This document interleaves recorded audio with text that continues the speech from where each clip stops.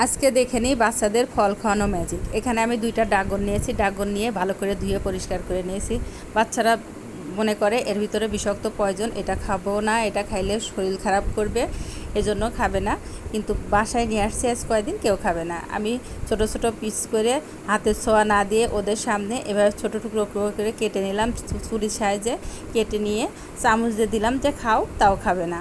কিন্তু কিভাবে খাওয়াতে হবে চলুন দেখে নিই। এখানে আমি একটা ব্লেন্ডারের জার নিলাম। ব্লেন্ডারের জারের ভিতরে সবগুলো টুকরো দিয়ে এর ভিতরে দিয়ে দিলাম পানি 1 গ্লাস, দিয়ে 2 টেবিল চামচ চিনি দিয়ে দিলাম। এবার ব্লেন্ডার করে নেব, নিয়ে এখন আমি গ্লাসের মধ্যে ঢেলে নেব। গ্লাসের ভিতরে ঢেলে পরিবেশন করে নেব। এই তো আমি গ্লাসের ভিতর ঢেলে নিলাম। এভাবে যদি জুস বানানো যায় বাচ্চারা এমনিতেই খাবে। কালারটাও সুন্দর এসেছে, দেখতেও ভালো লাগতেছে। আমার ভিডিওটি যদি ভালো লাগে গঠনমূলক কমেন্ট করবেন, পেজটি ফলো দিবেন। আজকে এই পর্যন্তই। আল্লাহ হাফেজ।